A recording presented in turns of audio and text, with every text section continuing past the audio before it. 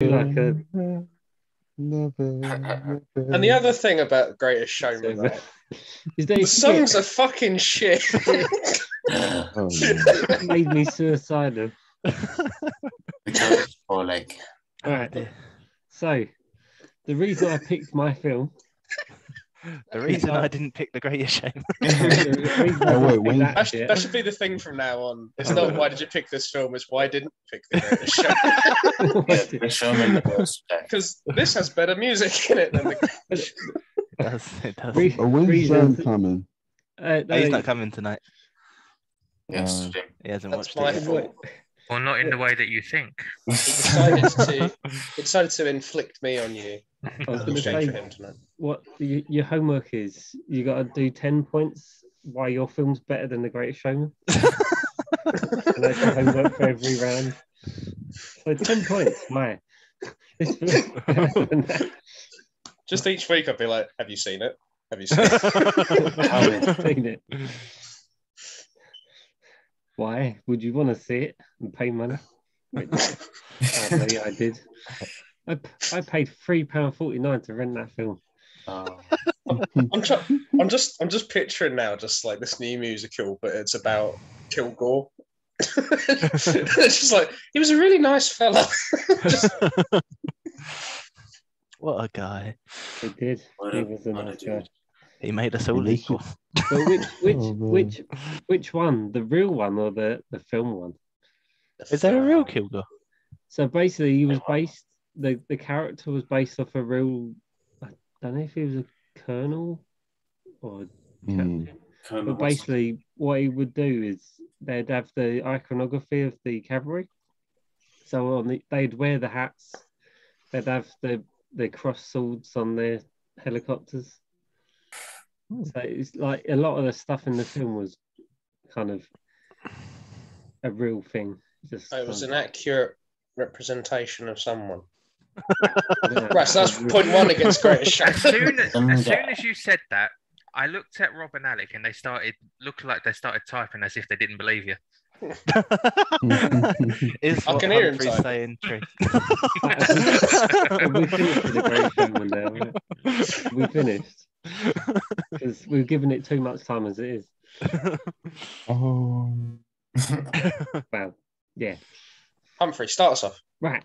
So the reason I picked this film is because I remember watching it as probably a young adult, and I thought it was pretty great, and it was just completely bonkers. But now, as a fully evolved adult, a less young adult.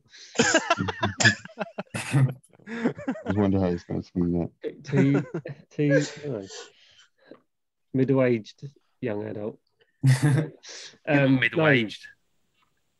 I've kind of grown to appreciate it more because of how absurd the film is, because of how it reflects the real kind of conflict in some respects.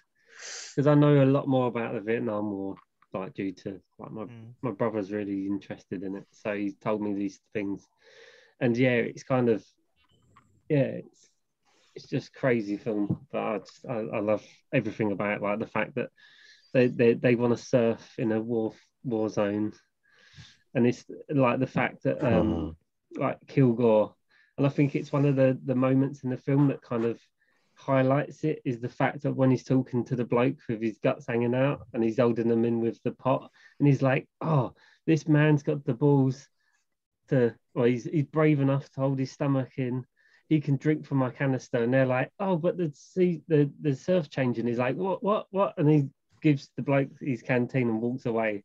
It's so fucking batshit. Yeah. So that's why I picked the film. And not that other people wanted me to pick the film. Pointing fingers. I never said I wanted you to. I just mentioned that we hadn't had many war films. That's true.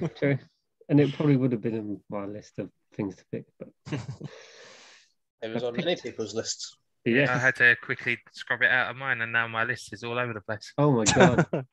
Ow! Like out of the 500 films he's got, this was holding everything together. Because it's alphabetical, right? Apocalypse Now was the central card holding this castle up. Yeah, it's because he did it alphabetically. I picked Jaws for nothing. Hey, no, I can't pick anything. I got an A film. It's all crumbling down. Yeah. So, which film did everyone watch? Is it the final cut? Yeah. I watched the Redux. Oh, you watched the Redux? Yeah. You went for hardened mode. Yeah, the 3.5 one. Because I remember watching the one I watched originally was the Redux, because my brother had it on DVD and I watched that one. So I remember watching this watch through and going, oh yeah, this is a bit what they've cut out, and this is a bit they've cut out. Like there's a whole bit where you meet the Playboy bunnies again. Yeah. Inside the copper. And then what else? There's like extended, even though it's like the longest drawn out scene, like when they're in the plantation, but that's extended in the Redux. It's even longer. Oh. Yeah, Let's now Redux even longer. But yeah, I remember watching the film thinking, Jesus, this is like there's a like a whole hour of them where it just gets really slow, and that was my only complaint. And then when you watch the final cut, it's like actually this is not so bad. On the sorry, man. But yeah. On the Blu-ray for the final cut, there's an introduction by Francis Ford Coppola, and it's really interesting. Like he's basically talking about how they approached him to do something for the 40th anniversary of Apocalypse Now, and he didn't know which version that he wanted to present, so he just went and made another one. and he was kind of saying that like Redux was kind of him responding to the studio cutting so much out to make a theatrical cut, and then the final cut was basically him looking at Redux and thinking, well, maybe I was a bit too stubborn about this, and it doesn't need to be nearly 4 hours long. It's like nearly 20 minutes of extra. I think that's what kind of makes it feel like a slog, is because it's got so much kind of extended scenes and stuff that doesn't really have any like I wouldn't say relevance, but it just kind of it's unnecessary to have, like, as I said, like with the Playboy bunnies in a broken down in a, I think it's supposed to be like an airbase, or not airbase, like a what do you call them? Resupply station. Yeah, something like that. I think that's the way it is. But yeah, it's just kind of, it doesn't really make any like progression in the film. Yeah, I think it's this. What I did this time was I was not in the fucking mood to watch this on Sunday. So I hold my hands up. I fucking half watched it. I was like, I can't. I'm not in the mood to fucking take any of this in. I'm just gonna get like the bare story. Story, bro. It was fucking interminable. I was just kind of like, I get it. Like, he's killing people and it's not very nice. I am the fucking surfing. Cool, nice, okay, great. And yeah, it was a really fucking bad watch through, but I was like, okay. But then on the second watch, I was like way more sort of like, because I knew where scenes were ending, and like when certain bits were coming in, I was like, okay, I can actually absorb like kind of what's happening. So the second watch, I was like, cool. So this is all kind of, I think even stuff that isn't like progressing the story necessarily, they are things that are there to sort of address things that Kurtz is writing about and stuff. So while like kind of the Playboy bunny scene, it doesn't progress anything. It is kind of there to sort of like, it's sort of all there to kind of show like him getting into Martin Sheen's head and stuff, and he's just going like, wow, these guys really aren't like dedicated, and we have to actually like spend time doing this just to kind of placate the soldiers and that, when you could have like less but like really committed soldiers, and we could like win this in like very, very little time. But because we've got so many soldiers who aren't committed, we have to like spend time like amusing them and that. And this is like what's like kind of the ethics here. Like I think it was just sort of this thing of like we're doing like a war. And now we've had to include fucking strippers. And it's like, yeah, I think that's kind of a nice thing with this one. It's just sort of like the scenes aren't necessarily progressing stuff, but it's kind of providing like a commentary, I think. Yeah. To add to that, just randomly, I did watch it in 3 parts. But hour by hour. Pretty much. I had like a half an hour break in between. I was just like, I think it's because I tend to find it hard to watch. So sit and watch the whole movie anyway in one go. But I was just like, man, this is deep. This is a lot. I was gonna say you thought Duel was quite long, and that was 90 minutes. No, that was different. It wasn't kind of like this is because the thing I thought, and I still think when I think about this film, it's the last line in the film where he says the horror twice. That's literally what goes through. And I was like, the horror. That was us watching the Antichrist. Yeah, that was. Stop bringing that up. Well, wait. Now it's the Great Showman. Now it's the fucking Antichrist. Jesus, it's like PTSD. You weren't there, It felt like it at first.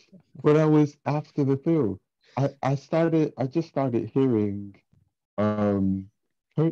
Kurtz speaking his poetry about hollow men and men made of straw. Like until literally probably a little bit like earlier today. Every time I was thinking about the call, I heard him like talking poetry. I was just like, this is messed up. This is the horror. Yeah, like trying to kind of sum up the bits because I really like the whole film. It's just kind of getting the whole surf bit is just so great because it's this whole contrast of these people, and it's not like they're trying to fight a war.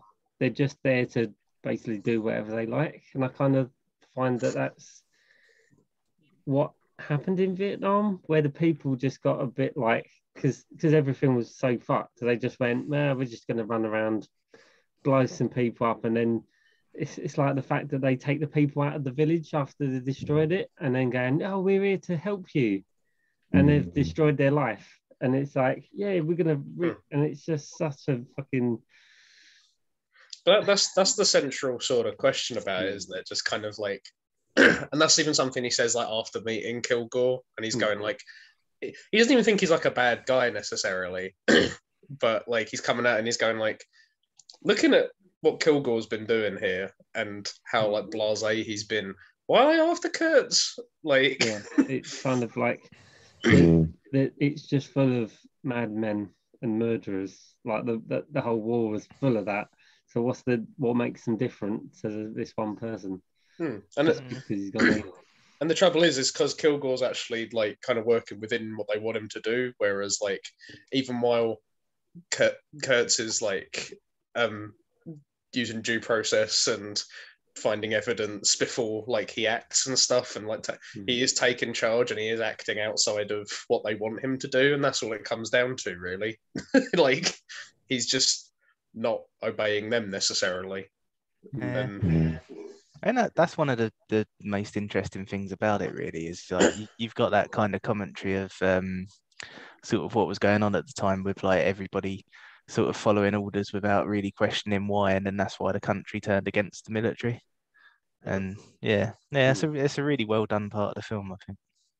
Because I was like, oh, it's a bit convenient. They've got a fucking surfer on their team, and then they need to get through, and they've just got this guy who's like really fucking into surfing. And I'm like, no, that's perfect because like that is how you get through to him. It's just something that he likes doing, and it's there's no mission or anything. There's nothing that helps him. He's just like, you're a fucking surfer. I love surfing. Let's go. And I'm like, yeah, you're fucking awful. It's the fact that he says to the blokes, not even him. He says to the people, like, you go out there and you surf that wave. And they're like, but... And then you see him look around and you hear the boom, boom, and it's like helicopters and explosions and Either safe and or they're just fine. like, are you serious? And the bloke don't even look like not even laughing like in a jokey way, just carrying on like, no, you're gonna go and surf that wave, and they're like, sure. I did love the bit when they're surfing and the fucking explosion goes off in the water, they all fall over. That is a fucking great scene. They're just like Do you love surfing. the They're like, political commentary? Do you love the criticism of the Vietnam? I like it when the bomb goes off and they fall over. Yeah, but it's just so absurd. I think that's what I love about the film. It's just so absurd. But yeah, like I was reading a bit of the trivia behind the film, and it's just as crazy. Like Marlon Brando, he didn't actually read the book before he got the part.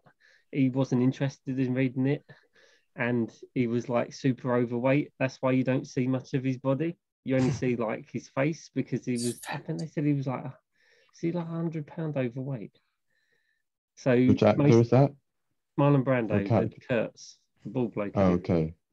So that's why when you see him, they strategically put the cameras so it made him look like a big, powerful person, even though he was just super duper overweight. They paid him like $2 million to be in the film, and he was just horrible, like a horrible person. That Like, was one of the funny things in Hearts of Darkness. So like they gave him like $1 million advance just to show up. And then apparently he showed up and he was like, no, I don't want to do it. I'm going to take the $1 million and I'm going to fuck off. and like, bear in mind as well, like Francis Ford Coppola had already worked with him on Godfather Part 1 and 2 at this point. So like they already knew each other and trusted each other, obviously. But yeah. He was like, I'm not going to do it anymore. I'm just going to take this money. I'm going to go. And there's a conversation between Francis Ford Coppola and his wife. And his wife didn't tell him that she was recording the conversation. And Francis Ford Coppola's just like, what do you mean he's going to take the money? And she's like, yeah, he said he's going to take the money. And he's like, I'm going to fucking shoot myself. I'm going to do it. Yeah, so one of the things about Marlon Brando being in the film is he ad-libbed all of his lines. He basically he didn't read the script and he said, I'm just going to do my thing. He just do what he likes. Yeah, he basically did it, and that's pretty much reason why he babbles. Like, I don't believe he did all that. He was just like, I'm just going to fucking reel off T.S. Eliot. If he just turned up and he was like, I haven't read the script, but I have read this banging poem. It's called Dog, and it's by Patrick Kelly. Don't be telling people about my shit poem. No, man, you got me on a mouthful then. I'm just picturing it. Barking, bounding. He's chasing a robber. But you gotta do it like it's a perfect microcosm of the Vietnam War. Yeah, like so there was like a speech he did, and it was like 12-minute rap like speech, and they cut it down like literally so that they could put it in the film. Yeah, he's just rambling, and then he says to the Francis Ford, is it Coppola or Coppola, whatever his name is? Either. He basically says to him like, if that's not good enough, then you're gonna get a different actor to do it. And I'm just like, what the fuck? You've just said something that they didn't need, and then you're saying, oh, if you can't do better, then I can't do better. Like, for fuck's sake, like this man. I love that issues. Also, more trivia, because this film's just full of trivia. So, Marlon Brando ad-libbed chucking a book at Dennis Hopper's head. He just fucking hated him. They were like, yeah, he did. Works. They had argument on set, and basically they had a feud. So there's a bit where he calls, I don't know what he calls him. He calls him a word. He basically bad mouths him, and they reckon it was genuine because they actually had a proper feud on set. So they hated each other. There's actually a bit in Hearts of Darkness where you see the argument that they have, and Oh, it's really? like it's so fucking stupid, man. Because Dennis Hopper's just going like, I don't know what my motivation is. I don't know why I'm doing this. And Francis Ford Coppola's like, yeah, all right, I'm trying to tell you your motivation. Just shut the fuck up for a second. He's like, you're not telling me anything, Francis. And then that just keeps going back and forth until they're like proper red in the face at each other. Yeah. So No. in the film, there's the bloke that's on the drugs, and it's actually the bloke that the surfer. They reckon that there's the bits where he says he's like dropped LSD. He was actually on LSD and weed, so that's why he's like proper out of it. Which you wouldn't have known, but it's just like this stuff you couldn't write it, right? It's like fucking nuts. Like the fact that they couldn't use any of the audio in the film, like when they're in the battle scene, they had to basically overdub or like put in post-production because they couldn't hear anything because of the helicopters. It was so loud. Wrong, that was common, I think. Yeah, a lot of those times. But the problem that they had though was if you watch Hearts of Darkness, it's really interesting, right? Because it starts with Francis Ford Coppola being like, right, we're going to go to the Philippines. We're going to take 6 weeks to shoot this. I'm really excited because I've got Harvey Keitel and everything's great. And then he films a few scenes with Harvey Keitel and he goes, this isn't working. We need to get rid of Harvey Keitel. and then just like everything goes downhill from there. Like what they originally planned for like a 6-week shoot ended up taking like a year and a half. And there was no film labs or anything in the Philippines, so they were shooting everything blind, like they didn't have a clue what any of this was going to turn out like. And then when they got back to America, thinking that they had like enough for a finished film, they had 200 hours of footage, but none of the audio could be used. So then they tried to get like Martin Sheen back to overdub it. Martin Sheen had a heart attack, so they had to get his brother to do it instead. Like it's just everything that could have gone wrong went wrong. Making this a common theme of round 11, which is people you think are talking are not actually talking. They've got another person doing it. Pretty much. That was my little addition to that trivia. I have nothing else. Also, the famous scene at the start where he punches the mirror was actually real because he was blind drunk and a current alcoholic. So he actually filmed that. And they was like, oh, we're going to cut it. And he's like, no, keep it rolling. Like, it's a good moment. And he's literally out of his face and he punches the mirror and cuts his hand and all that bit is for real. It's just like, fucking hell. It must have been the 70s, right? When it was just so insane to make a film. And it was his 36th birthday as well. Another bit of trivia. 36? Like when he filmed that bit, it was his 36th birthday, sorry. Bloody hell, he looked a lot older than 36. Well, it's because he had heart problems. Because you sound about him having a heart attack. He actually had it during filming. And then when he come back after he'd had the heart attack, they reckon he looked too well to be a grizzled Vietnam War. Can you imagine having a fucking heart attack and then coming back and going like, and they go, sorry, you don't look shit enough. Yeah, you look too well for this. And you're like, I nearly died for your fucking film. I remember watching it as like a teenager, and I was like really, really struck by like his acting just in that scene, but also just kind of like the placement where you got like all the helicopter rotors and stuff, and then his head is sort of like framed in front of a ceiling fan, and I was like, man, that's really fucking good there. Just how much it's kind of just permeated like his brain, like just how much of it is so. I don't know. It's just a really nice visual way of just saying like how much it's on his mind and stuff. Like, I thought it was fucking cool. It is really cool as a film, man. Like you can tell, you can tell how much went into it. And there was a bit that I was reading with Francis Ford Coppola where he was basically saying like his biggest fear about the film was that he was going to make a shit film about an important subject. So like, yeah, I do think you can tell that there's like something driving him to make the best thing that he possibly can with this. So I couldn't find any kind of inconsistency like whatsoever. I've been really worried about this because I'm like, I don't have a fucking problem with it. I'm gonna spend the whole fucking chat just like, oh my god, shit! I'm retiring from film club. I didn't find an inconsistency in a film I picked. It's not even like Snatch, like where like like the inconsistency sort of the joke of it. It's like I really can't actually find an inconsistency. Like, this Ford Coppola had all the problems, so we didn't have to.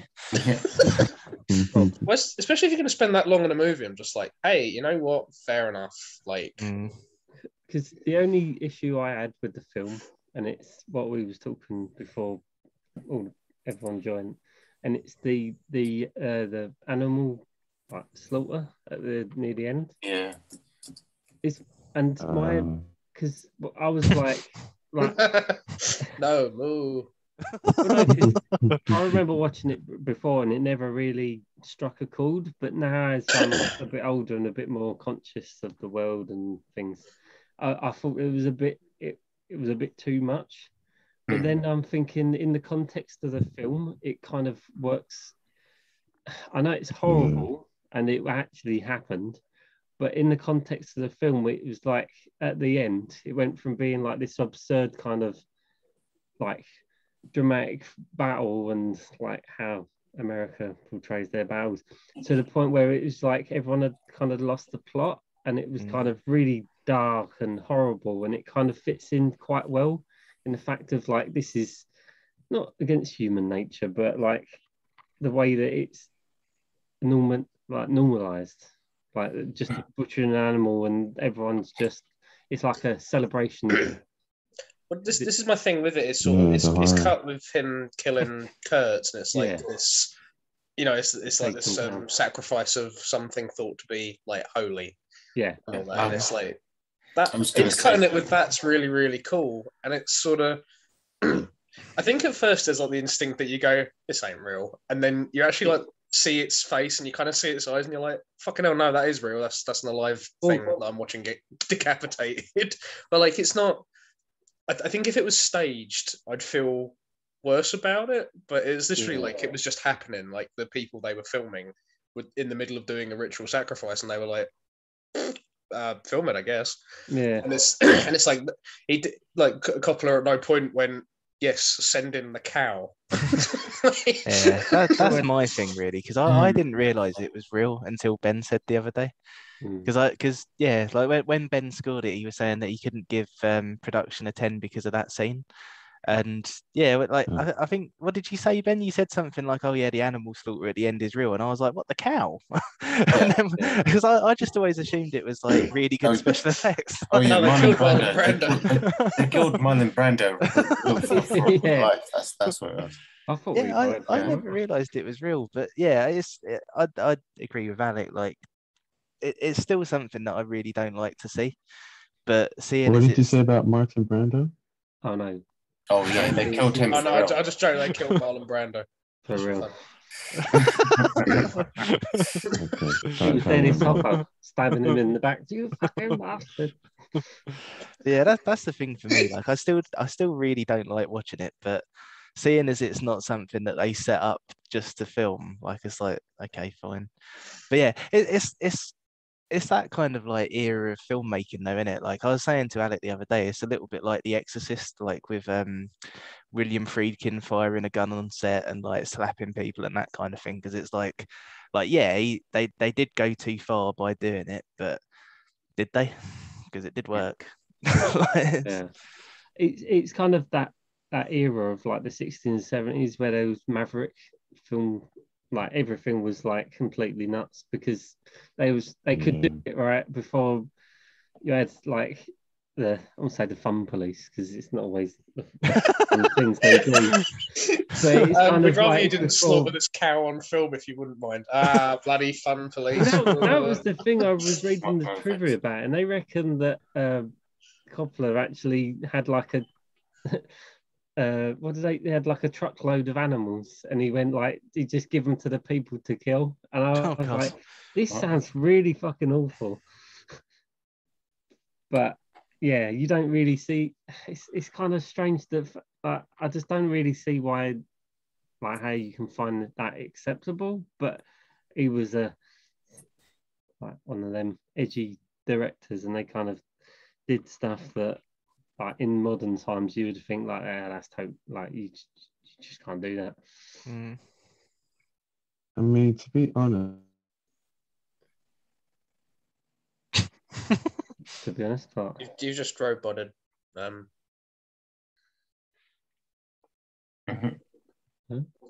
think Manuel? he's run away.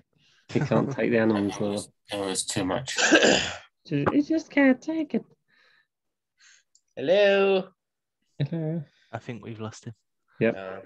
Hopefully just temporarily. I got to say, if I heard that there were live slaughters going on and I was Marlon Brando and Francis Ford Coppola had just overheard my intent to fuck off with like $1 million, I'd be like, okay, Martin, it's time to kill Marlon Brando scene. I'd be like... You know what, actually, like later on, sort of in filming, Francis Ford Coppola was just like, do you know what, fuck this, Marlon Brando's going to be in the film, but I ain't directing him, and he just left that to somebody else. He did. He left it. I can't remember who it was. I can't remember his name. I believe he just ad-libbed all of his bits. Just like it was just accidentally fucking brilliant. He's always been notoriously difficult to work with, though, hasn't he? Yeah, but that's the thing that I find strangest, though, because Francis Ford Coppola had already done like 2 huge films with him, so he should have known what he was getting into. Was he in the second one, though? The second Godfather? I don't recall seeing him. Was he? I think he was in it. No, because it was. It was it's Robert De Niro playing a young version of him, wasn't it? Yeah, I thought he was in that as well, though. But he might have been in a scene or two, but I can't remember. Shows you how much attention I paid to those ones. Yeah, to be fair, they were slogs. But yeah, Emmanuel's back. Yeah. Question mark.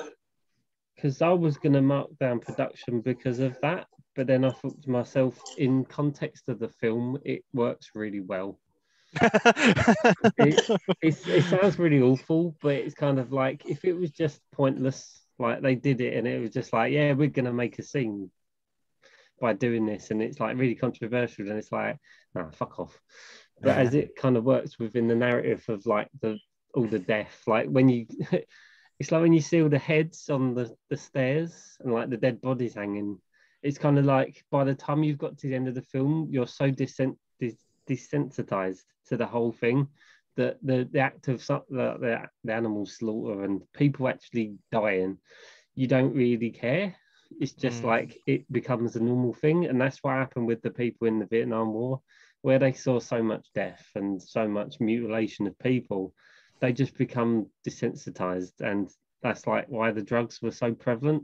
It's like heroin, like going back to like the bad times of the El Royale, like heroin was the main thing that they used to use because what they saw was so bad that they'd have to take heroin to basically numb themselves to the point where they don't like experience it in their mind anymore.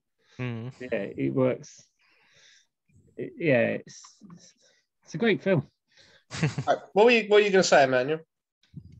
Hey, thanks. And that's sorry, but yeah, I'm back. So I'd rather you weren't sorry you were back. So what did you not enjoy about the film, Emmanuel? That's the main point. No, that was he was saying something else. I know. I can say that actually. I can get on to that. You can say the bit you was going to say, and then you can say the bit. But no more than that. Yeah, it just decided to crash on me. It's like, okay. But anyway, the cow thing, I wasn't really like surprised at the time when I saw it. Yeah, it was messed up, but at the same time, I was just like, this was the 70s, and then that's where the thought ended. Like at the time, I'm sure there were plenty of people who'd be like, well, cows and stuff are butchered all the time. Like, we've got documentaries of it and all sorts of things. What does it matter? Like, you just kill a farm animal. People are going to eat it anyway. But obviously that's not the way you should look at it. But Peter, we're going to take down our streams now. You're gonna get hate mail now. Fuck off. That's not how I feel. But, Sell out. He agreed to it, Rob. Oh. Yeah, my views don't express the views of the collective. My bad. No. But the thing is, oh, sorry. Before you carry on, I'm just going to say with Black Sabbath. Sorry, I've just done a. Is it Kanye? No, there's so with the animal slaughter in America, it would have been deemed unacceptable. Well, they did deem it unacceptable. Yeah, it's on the blacklist for the American Humane Association. That's it, and it's deemed unacceptable. Yeah. But because they did it in the Philippines, it was they was allowed to do it or allowed to show it, which is just fucking insane, right? It's like, yeah, carry on, Emmanuel. Sorry, I'm not surprised. What, I interjected? No, the society, the America didn't allow it, but he did in the Philippines. So it's just like, oh, do what you want.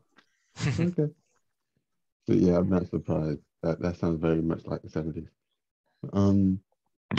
Sorry. That's all right. In terms of what I didn't enjoy, it shows the horrors, or it shows some of the horrors of the Vietnam War, which I really don't like. And it's really not enjoyable to watch in that kind of way because outside of the crazy guy at the end, which even a guy who thinks like that is actually pretty realistic. A lot of the characters seem very realistic. I could imagine that there were people just like that. Like I've heard of people like all of those characters. So even though I didn't look into like how much of it is inspired by real people here or there, I was just like, this all seems kind of familiar to things I've either heard or heard stories about or whatnot. And it was just the whole kind of thing of that. A lot of these people forced to fight this war. And it's just like, for what point? And obviously that was a big point made throughout a lot of the film. But like it was you see my scores, I thought it was done really well, and I thought it was a really good movie he made, and I'm glad he made it in terms of purpose and whatnot. But yeah, I was like, it wasn't nice to watch. Like, because I could imagine that that's what happened to a lot of actual people as well. The way they died and things, how it was meaningless. The way there were many deaths, but for example, the one where the black guy died, where he was listening to the tape from like his relatives, and I'm just like, yeah, that's pretty. Yeah, there's a lot of bits like that in the film where you're like, fuck, like. And it's just that it is very much summed up, like I was hinting at before. All I could think of at the end was just like, yeah, the horror. Like that's why I didn't enjoy it, even though I thought it was a great film and I'm glad it was made. I just couldn't enjoy it. I think this is something that they kind of touch on in like the French colony and that as well. When he's like, you aren't even fighting, you're fighting for like the biggest nothing, like ever. And it's kind of why I don't know. I find it like really, really critical of like just like that war, like in general, just like it's like that. There are reasons to go to war. Like this is shit. Like this is a really fucking bad reason to do it. It's the most pointless war that ever was. So.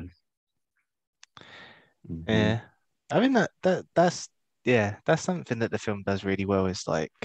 Is comment on that, because even the Flight of the Valkyries scene, like the reason that they used Flight of the Valkyries was because in the original opera that Flight of the Valkyries was from, they played that song before they lost. So it's So you kind of got the irony of them sort of winning the battle, but then eventually losing the war, kind of thing. And just little subtleties like that are just really well done in it as a commentary on the war. I always thought that was called Flight of the Bumblebees. That's a very different song. Oh. That really threw me, man. I thought you were going to correct my pronunciation, and then you said bumblebees.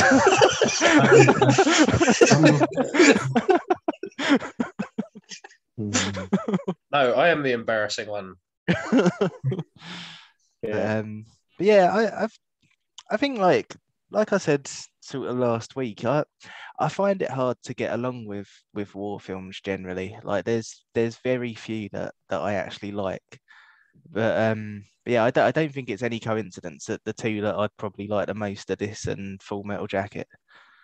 And I think it's because it's like in sort of like World War II films and things like that, it's always kind of you know, like we're the good guys, we're fighting for our country and freedom and all of that. And I don't know, it never really washes with me, to be honest. But like with this, you know, you've got kind of you what I imagine to be closer to the reality of war, because you've got people who are going mental, people who are sort of doing horrible shit to one another, but then you've also got people who are like away from home for the first time because they're teenagers, and you know, this is all exciting to them and that kind of thing. No, I think that kind of duality is really well done in this. So I think with like the war film genre, originally, like back when they was made, there was propaganda to basically say that, look, we're doing well, or we're doing a really good thing. That was a proper East London way of saying propaganda. Propaganda. Propaganda, isn't it? Two for a pound. Propaganda. But no, it's like they made films so that people can go, oh wow, yeah, they're doing a really good job of like fighting the Nazis. But then over time, they kind of become that kind of trope of we're the good guys versus it's the good versus evil, and it's always like no one dies, but it's always a glorious victory. But with Vietnam, it was kind of a real thing. It weren't just like, oh, it's John Wayne and he's going to fight the Germans and he beats everyone. It's just like, oh, wait a minute, you're fighting something pointless, and like you train these people to be like, because that's the thing in like later wars, it become more sophisticated and people become like even deadlier because they had more sophisticated weapons and stuff. But then you're teaching these people to do something which is not like a part of human nature. Like to kill each other pointlessly is not part of human nature. And it's like the amount of people that come out of the Vietnam War and they're like, we've got trained to become killing machines, but now we're doing like, what do we do? I think that's casualties of war.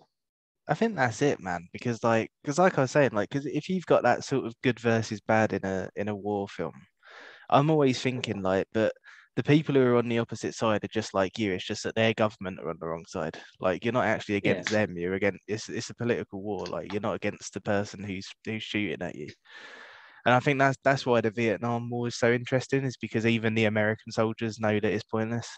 Well, that's the thing. Like so from the Second World War, you had like, say, like you had like the Nazis, so like the far right versus the good guys, and then what happened was the communists come along and sided with the good guys, but then afterwards the communists become the bad guys, and then that just carried on until like, but it's still prevalent now, like communism being like the bad guys in. It caused sort of two pointless wars, didn't it? Because one wasn't a war, but the Cold War. Yeah. Is not hot enough. Too damn cold. Cold. Because the whole thing about the Vietnam War was that the Russians were helping the Vietnamese like try and become communist. So that's why you had the North-South divide, because the North wanted to become communist, the South wanted to become I can't remember it's like what's the? I can't even remember. Democratic. That's the one. I'm sorry. But yeah, it's like the fact that these two opposing parties were going against each other, and then what happened? The communists become the main party, and they basically went, "Yep, we're going to be communists." It's a bit like with the Taliban now, like the fact that we went there to stop the Taliban becoming like a threat to the country, and then we leave.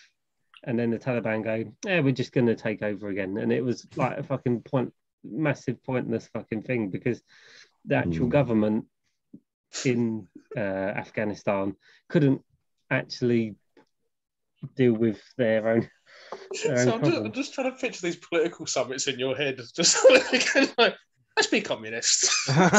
No, because that's what they did. They just went, the Communist Party just went, yeah, we're just going to unify everything, and we're just going to become... That's like Ho Chi Minh. But there's a lot more to it that my brother's told me about, because he's, as I said before, he's really into the Vietnam War, and he knows, like, from before, like when the French was like in Vietnam and they had the war, they basically had the fights between the Vietnamese and the French. But yeah, it all started in like 62, I think it was, something like that. And Fortunately, then it carried on to 75. Unfortunately, the American government was into the Vietnam War as much as your brother is.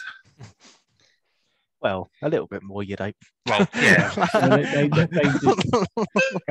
wait a minute. They did like push a load of teenagers into killing people and dying. So Yeah. It's really weird because sort of in that era, even like World War II, sort of Vietnam War, like especially Americans sort of jumped at the opportunity to just go and fucking get themselves killed. Well, I don't know if that was the case, Pat. It wasn't a big political summit where they went, let's all get ourselves killed. I think it's more the fact of like in America, it's very patriotic, and to do something for your country is a massive thing. And it's like, well, we've got this war against this, like communism was like the devil. Anti-American. They drummed it into people. It was so bad that the willing people that are conscripted to go into the war, they was like, yeah, these are the bad guys and they're threatening our well-being, which they wasn't, because of the propaganda machine. But they would openly go because they're patriotic and they're going to fight for their country. Whereas a lot of the people, they got conscripted because they was a certain age. Oh God, what the fuck happened to that? Oh dear. Oh. Pat just had an explosion. He's doing his special effects. My camera's really shit tonight. Yeah, you look like when Hugh Jackman goes to propose. You look like a in the Great Show. Director. Jesus. Jesus wasn't. No, you look like Jesus. That's a bit better now. Who's the director who uses lens flares? J.J. Abrams. Yeah, that's it. Yeah. J.J. Abrams. He's got lens flares. God. Yeah. Oh, just keep talking. Yeah. So I was going to say I'd say one of the most poignant moments in the film is the bit when they go to the bridge, and it's all dark, and then they go and see like who's like in charge, and they're like, we don't know, and then they meet the soldiers that they're basically fighting nothing, but then you got that one bloke who's like super calm, and he's like, let me sort this out, and it just sums it up in such a horrible way, like the fact that he's so dead to the fact of like war that he just goes, wait a minute, let me sort this out, and he gets his grenade launcher and he can hear. I was gonna say you're making it sound a lot more amicable than it is. Like he has like the freakiest like performance. he literally just like looks into the darkness and then like can just kind of hear where it is, and he's just like, do you know who's in charge here? And he's like, yeah. And he just walks off and is like, No, oh, but fuck no. that kind of shows you like that what happened to these people. They become so dead, like so cold to the fact of killing people that they just they have no personality. He could kill that person so well, even if it was dark, and he can hear and he knows it so well, and it's kind of that kind of shows you what it was like just that one scene, and it's really like a tiny snippet of the film, but just that bit where he's kind of there's no chaos. He's so calm about his thing, and he kills the bloke, but then he just carries on. It's like shows you the insanity that happened. It's just it's kind of what stuck with me the most, and I think that's what stuck with me the most when I first watched it, and then it just reinforced it again because these people are they become cold-blooded killers, and it's just it's quite sad in some respects because these people were only teenagers when they went to war. They become like broken individuals. That's why I really like Lawrence Fishburne's casting because he was only like 14 at the time. Yeah, he lied about his age. Yeah, but like it really works, man. Like seeing like a kid who's that young, sort of amongst all of this. Like I was saying earlier, it's kind of bittersweet because I think there's a lot of excitement for being there about his character. But when you see what the character's going through, it's like, oh shit, like this. Yeah. That little recording from his mum, though, I was just like, oh fuck. That's... You know, it was his actual mum that did it. Was it? Yeah. And another little bit of trivia for you. Oh, Mr. Trivia. Mr. Trivia. There was a lot of trivia about it, and I didn't get through all of it, but a lot of it was very interesting. But yeah, his mum actually recorded it. So yeah. But even with his character, right? Like the fact that he loses it and shoots all the people in the boat, it's like it happened a lot, which is fucking awful because it's just so absurd, and that's why I like it. Is because it's just so absurd. You just think like you being a human being, this is so out of character, and this actually happened, and it's just so scary that this thing. Like all these type of things, like the crazy bloke with the surfboard and the stone cold killer. It's just like this is a real thing. It ain't just a crazy film. This is what happened, and it's scary in some respects. You know what else is scary? What, The Great Showman? The actor who played Kilgore. That's not actually his first time in Film Club. Do you know what else he was in? Ben knows. I'm not sure he does. He was the detective in Falling Down. How was he? Yeah. Of course he was. I didn't realise that. He got fucking fat.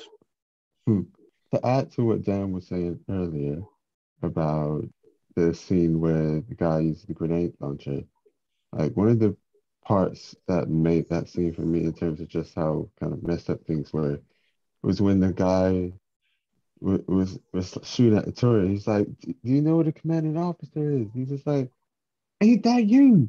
Yeah. and then he keeps shooting, and it's just like, yeah, obviously there's no officer here. The officer's probably dead or long gone. Like these guys are just kind of left here with radio instructions to keep fighting. So if they do survive, it's like they're gonna have to try and figure out a way back themselves because they've just been left. Well, where do they go? Yeah, just back down the river, I guess. Where else could they go? Because also a little bit more trivia, because you know. Gotta add more trivia to it. So in the book that this film's based Rob's very obviously bitter that he's not trivia guy. Well, there's that. He's run away. Look what you've done, Humphrey. I was going to say, like, the book that it's based off, Kurtz's character is actually supposed to be rescued. Like, instead of being killed, like in the film, his character is actually, they send Martin Sheen's character, is it Willard? they send him there to actually rescue him, which is a bit. Yeah. Yeah. So, I see that they changed it to be much better in the film. That would have been. It wouldn't have been as good. It wouldn't have really worked in the context of like how the film slowly gets darker and darker and darker. Literally gets darker and darker. I do like that as like a through line though. Like he's sent to like kind of silence him, but then ends up taking his memoirs and stuff back to his son, like I don't know, helping to propagate like the point he's making, because there's like a truth to it, because like it is just kind of like that hypocrisy of you're willing to just kind of slaughter all these people with napalm over something really small for days on end, but you can't write fuck on your helicopter. Wait. Yeah. What the fuck is that? It's the whole thing about when he says about like, why the fuck am I going to kill one man when they're all murderers? Yeah. And it's kind of the reason he kills him in the end is because he wants to end his life, because his life is so bad, or it's so traumatized that he'd rather just him kill him. He just wants it to happen because his existence is just like continual nightmare. And you could understand if you was in that situation, you'd probably do the same, because it's such a fucking horrible thing to be in that you can understand why these people did drugs and they probably inevitably killed themselves. I think there's something like really powerful in like the captain character. Like when he gets hit with the arrow, he decides he's gonna try and fucking kill Martin Sheen, and he's like pulling him down and stuff. And I was like, wow, you wouldn't really ever see that in a war movie. But it's like it makes sense because for all he knows, like Martin Sheen's gonna get them all fucking killed, and he's just trying to protect his like what's remaining of his crew and that. But it's like just something like that. We're at the point now where like there's so many secrets, and you can't communicate with each other to the point that you're like fucking killing all your own blokes, and there's no trust between your own troops. And I don't know, it's just something you wouldn't see in a war movie. I wouldn't have thought. Like having your own guys like trying to kill each other on their deathbed. But really powerful moment. Yeah, what makes Stephen Kilgore's character even more absurd is the fact that they go after him to get his surfboard back, and they're actually flying around.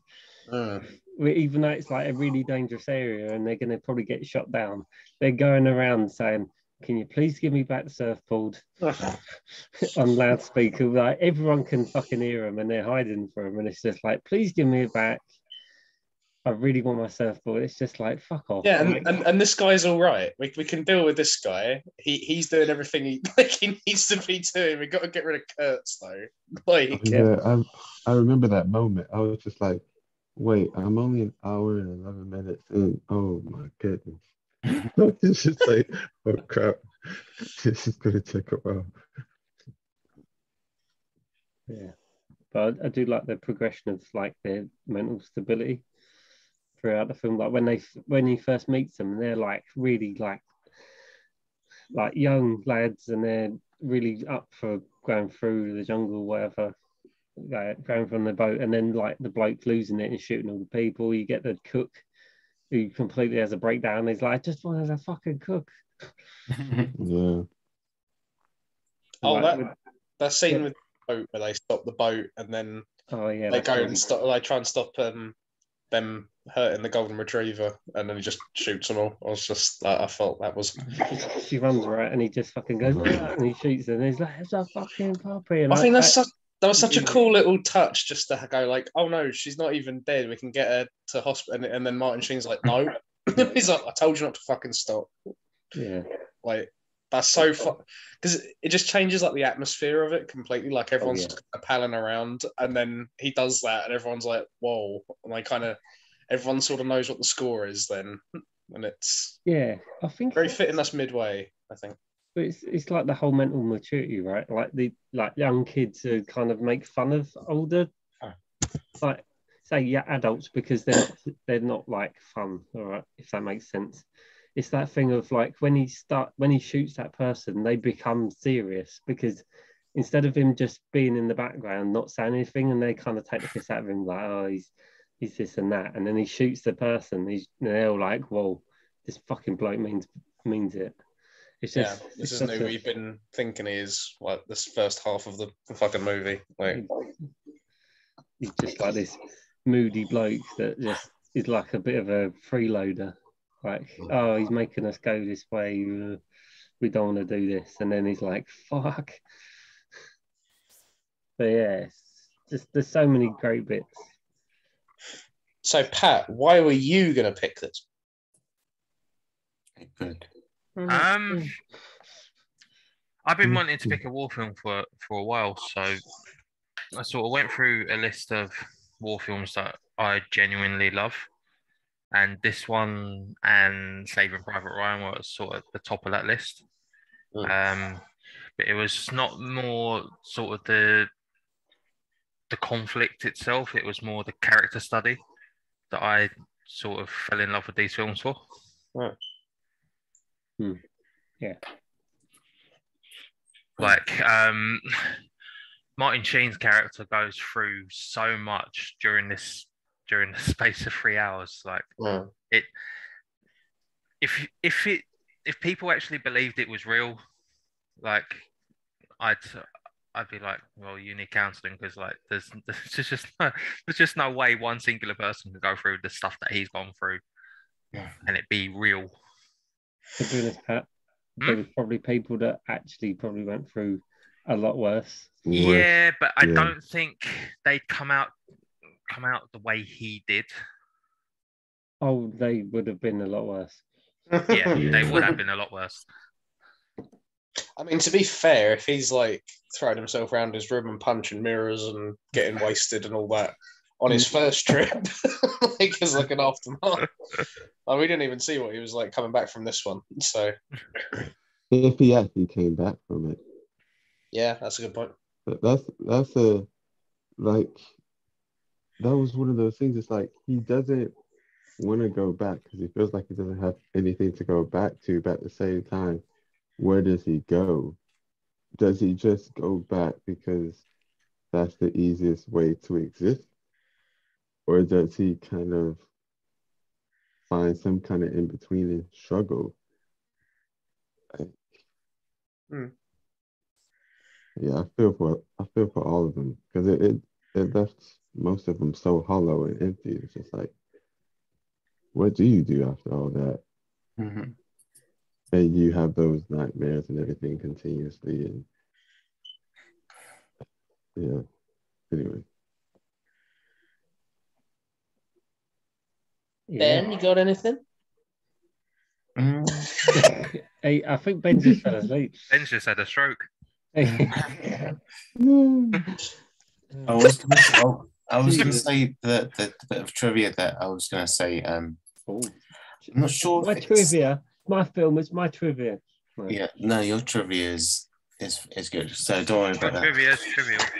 The trouble is, I think the more I thought about it, I think it's only the version I watched had the actual bit of trivia, so I don't think anyone would have got it now. Right. Basically, the Redux version of Apocalypse Now is the only film Hollywood has made that hasn't got an end credits at all. Oh. It just cuts to black and there was no credits at all. That's why it. Oh. I couldn't fit it on the video. Well, potentially it could have been that, but yeah. But when I was watching it, I was like, why there was nothing at the end of it? There was just like a year and that was it. And it was like, looked into it and it was like Redux. They didn't give any opening credits or end credits at all. So it was like, okay. And no other film has done that since. Because the film starts with the pan out from the jungle, doesn't it? And then it does this is the end. Yeah, then there was no titles or anything like that. Only apart from just like in like this, you can see the title of on the helicopter. It says Apocalypse Now kind of stuff. That's all it has. Can I trivia you with trivia? Can I ask for some trivia? Can I request some trivia? Oh, yeah. What's the deal with the fucking dancing shit? What, the Playboy? There's like about 3-4 separate characters. Like sometimes it's Martin Sheen, sometimes it's a character in the background, but they're sort of like standing and they're doing some funky weird stuff with their arms and that. I just wondered if there was any significance to it. Before Martin Sheen punches the mirror, he's doing some fucking weird shit with his body. That bit. That was just the error. He literally was doing it because he was pissed. No, it was just okay. Yeah, he was. He kind of. What the fuck was that? Jesus, caca. No, that whole scene is him just ad-libbing it. Because he was pissed and he was just doing the thing, and then he punches the mirror. Okay, I saw something in the back of Kurtz's, like in like that little bit. That there's someone doing the same movements, so I don't know if that was just a thing. No, I was going to say, because I know it was throughout the film in a few places. I think it was mainly just the era, to be honest. There was a lot of that kind of stuff. I think going on, you had obviously his hippie era. You had different martial arts and different groups coming up, and Tai Chi and all sorts of kind of things. So I think it was just quite a kind of popular culture thing going on at the time. Okay. Actually, I think he's not dancing. I think he's doing like karate moves because he's like doing this stuff, and he's kind of like put his legs up. So he's probably just doing like weird martial arts moves. But no, so my trivia was going to be, so the starting scene where you see the trees light up, they used 1,200 gallons of gasoline and it completely evaporated all the palm trees. Oh, I know this trivia. Yeah, it's fucking mad. And they was using, but I think it was.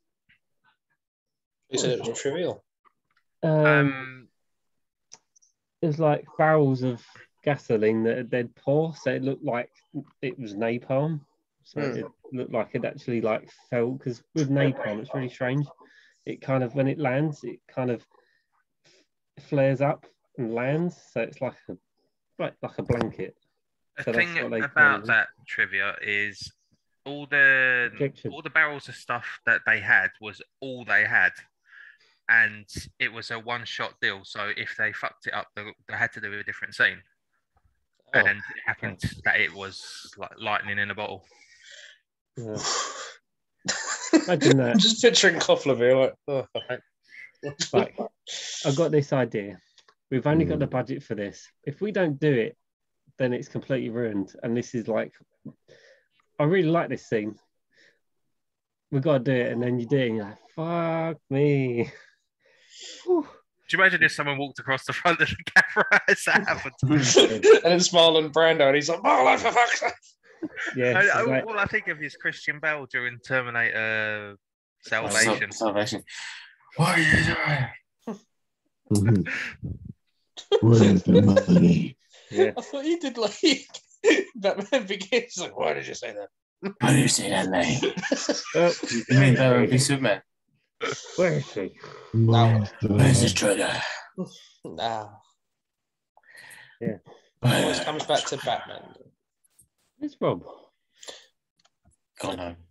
I'm waiting to tell him my trivia, which is that Harrison Ford got to name his own character. So he named it G. Fuck you! Yeah, no, it was G. Lucas. Yeah. Yeah, sorry. Didn't we talk about that the other day? In the chat, yeah. Yeah, I'm pretty sure Rob was talking about that as well. Well, but Dan never looks at the chat. I'd like. No, it was our early adopters one, wasn't it?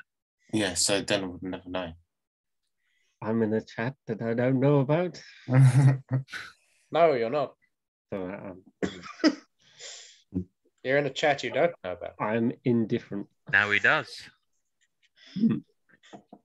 My time. I mean, his phone's at the bottom of a well 6 days out of 7. So. Is it? Yeah. I thought my phone was there. Oh, well, I said 6 days out of 7. So Well, he's blocked everyone, but blocked everyone. Yeah. So, I'm glad you didn't enjoy it. Yeah, it sort of happened. It's not really. It's kind of enjoyment is a bit of a weird kind of thing to score, because, like as Emmanuel said, he did enjoy it because of the subject, right? And I can understand, like, it's not an enjoyable thing, but as a film, it's a really, really fucking good film. So that's why I enjoyed it. So it's kind of like, that's a bit ambiguous, like the I mean, enjoyment in the score sheet is not as it's the clear most, as day, is it? It's subjective, isn't it? Yeah. That is by definition the most subjective category. I got it right this time. But I sort of think of it like, it's sort of like Clockwork Orange, where you're like, this movie's really, really well made. Unfortunately, it's really uncomfortable. Yeah. I really can't there's say. A lot of films that are really uncomfortable. Really can't say I was fucking jazzed about the whole. No, Clockwork Orange was when I didn't actually see the point of being made. I was like, no, this was too effed up. Why was that scene? No, actually, no. I thought it was good that it was. I saw the point of it being made. I didn't see the point of certain scenes being included. That was my problem with Clockwork Orange. I thought certain scenes shouldn't have been as explicit as they were. Like, I get they were trying to like do something, but I was just like, I didn't need to see that. No, I'm pissed that you put that in. That wasn't necessary. I think it's that thing of like that maverick kind of 70s filmmaker type thing, where it's like, oh, this is going to be really controversial, or this is going to be really edgy. And like, even what's his name, Stanley Kubrick was like, actually, I don't like what it was like with the film. He was like, oh, I don't know if I'd want to release this. He wasn't happy with certain bits of the film, so even he was aware of like how controversial it was. But contrasted with this, all like the scenes showing kind of like the, I don't know, just kind of like less nice elements, I guess. It is all purposeful. It is all kind of illuminating something. It is all kind of showing like Martin Sheen kind of coming over to Kurtz's sort of way of thinking and that. Yeah. So even nasty cow slaughter scene, like that is all in there for a reason. It had a purpose in some respects. It had like it didn't just go like as like you said with Clockwork Orange with the singing in the rain thing. So it's kind of like the context of it isn't really needed. Yeah, can't say I'm like utterly jazzed watching either, but it's like it is really well done. But it's arguably one of his best films as well. What? Clockwork Orange. Clockwork Orange. Full Metal Jacket's pretty between good. that Full Metal Jacket and 2001, isn't it? I should. What, and The Shining? He's done so many good ones. Oh yeah, and The Shining. Yeah, fuck yeah. That's probably my favourite one. John, I forgot. My favourite one's the one I forgot existed. It's the fact that it's his favourite film of all time, and he forgot that he's made one. The Shining and Full Metal Jacket are probably my two favourite Kubrick films, but I think Clockwork Orange is probably his best film, personally. And we've gone completely away from the subject. And Emmanuel's next pick is... hold on, we can wait. No, can't do that without Rob. Before we do that, you got to say the immortal line of Charlie Don't Surf. What? Charlie Don't Surf? No? Charlie Don't Surf. It's like one of the famous things. Yeah. Basically, it's a bit on the beach, and he's like, fucking adorable. Like, oh, why are we going to land there? Oh, it's because it's got really good waves and stuff. And he says, but why do we have to do it? It's because Charlie don't surf. And that's his one of the lines. After we've all not said that, does anyone want to say anything about acting or production or impact or purpose? Just before that, I kind of like the part where he one of the guys with like Martha Sheen, he was just getting out of the kind of surfing because the napalm ruined the waves. He's just like, what, do you want to stay with him? He's like, no, don't keep going. It's like, you don't want to go back there. Just keep going, just keep going, just keep moving. But anyway. Like, even with that bit where he's apologising to him, like, oh, I'm so sorry and that, and he's apologising because of the napalm ruining the wave. It's just like, for fuck's sake, this is just so obscene. Just that whole thing, like they're stuck on the beach, and he's like, better get surfing, and he's like, I can't surf, the fucking napalm's like just fucked up everything, and he's just like, oh, it's not going to subside for like another 6 hours, and he's like, want to wait here for 6 hours? It's just like, oh my god. It's fucking crazy. Rob's teasing us with his potential appearance. He's like, no, it's just going to be 20 minutes. Can't you wait 20 minutes? Oh, and then he takes the board. He's like, I didn't steal the board. I do like that they steal the board. Just like, fuck you. Like, there's no reason to do this other than just fuck you. When he did that, I was just like, don't do this.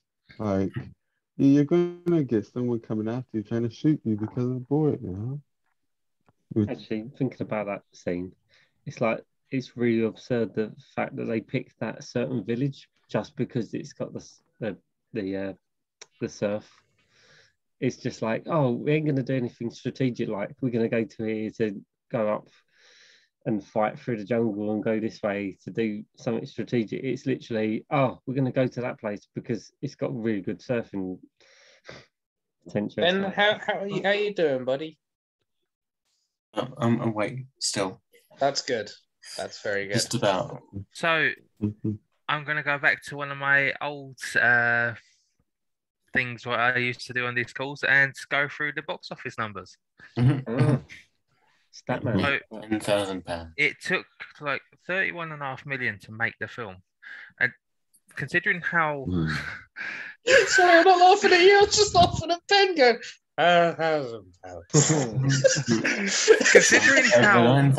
considering how sort of legendary this film is, it didn't actually make that much money in comparison to its budget. It only made like worldwide gross, which is currently counting with like disc sales as well, is only just gone past 92 million. Really? Yeah. That's mental. When you consider even some of the films that came out in that decade made so much more money than that. Yeah, that's mental, man. You think? I'm just looking at a breakdown of like how much it made at different points, and like, yeah, the original release only made 78 million, and then Redux made 12 million. Yeah, that's crazy. And if I go to like, yeah, so now I'm just laughing at Humphrey's fucking face. He's so angry that he's not doing trivia now. Wait, Redux made more than the original. No, it made like the original made 78, and then Redux made 12. When you consider Coppola's other big film around that time, that's total. That film that we shan't mention the name of. That's made nearly quarter of a billion. Really? So like, and that's for me watching through that trilogy and then this film. I've much more enjoyed this film for pacing. Honestly, Pat, you're insane if you watched all fucking 3 Godfather films and this film, because they're all 3 hours long. Well, me and Rob have last month watched all the Godfather films. That's like half a day, Pat. That's insanity. Yeah. I fucking hated Well, I didn't hate it. I didn't like Godfather. I'd rather use those 9 hours doing something else. The first 2 films I think are good. The third one is a waste of time. Oh man, I appreciate him on a technical level, but fuck him. I watched the first one and this is a good film, and then I got halfway through the second one and I was just like, Still, I do appreciate your restraint there, Rob, because you're like, I fucking hate, and then I think you just did a super cut of all the things you hate and went, I don't like them. Do a super cut in his brain. What are you saying, Emmanuel? Sex. Oh, I didn't say anything. Oh, I thought I could hear you typing. There's a story from Apocalypse Now that really reminded me of me and Alec. Oh dear. It is Okay. Marlon Brando and Francis Ford Coppola. So apparently when Marlon Brando showed up, he apparently Francis Ford Coppola said, like, so your name's Kurtz, like this is your character, and that kind of thing. And apparently Marlon Brando was like, no, I don't think an American soldier would have the name Kurtz. I think you should call me like Lee or something. And Francis Ford Coppola was like, that's stupid. and Marlon Brando was like, no, I really don't think that I would have the name Kurtz. That's a ridiculous name. And Francis Ford Coppola was like, you know what, whatever, we'll call you Lee. And then during filming, Marlon Brando read the book, and at the end of reading the book, went to Francis Ford Coppola and went, why aren't I named Kurtz? Oh my goodness. Marlon Brando was a great actor, but he seemed like an absolute arsehole of a person. I take it I'm Coppola. Yeah. Oh, sorry, Rob. Oh man, I'm not even sure I could call him a great actor. He acts good at what? No, sorry. Let me change this. Oh, this is the Sean Connery thing again. Oh God! Oh, No, do no. not mention those two in the same breath. Yeah, don't compare fucking I'll Sean be honest. Connery with fucking Marlon Brando. I prefer God. Connery personally, but Oh my my Emmanuel's God. got a strike on the being retired from a film club. I'm not talking about anything else he's been in. Just this film. In this film, he's good at acting at what he wants to do, but nothing that he's been directed to actually act. And to me, that takes the absolute piss.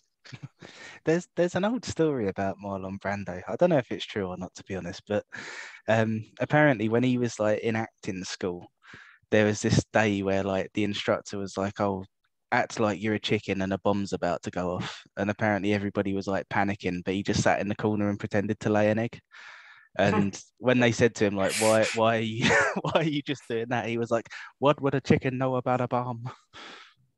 Well, yeah, just carry on. That is a very, very good point. That is a very good. Wouldn't catch Sean Connery coming up with that, would you? I believe the chicken is Scottish. Everyone, clock. You missed the point there, Bob. You wouldn't have understood what he said.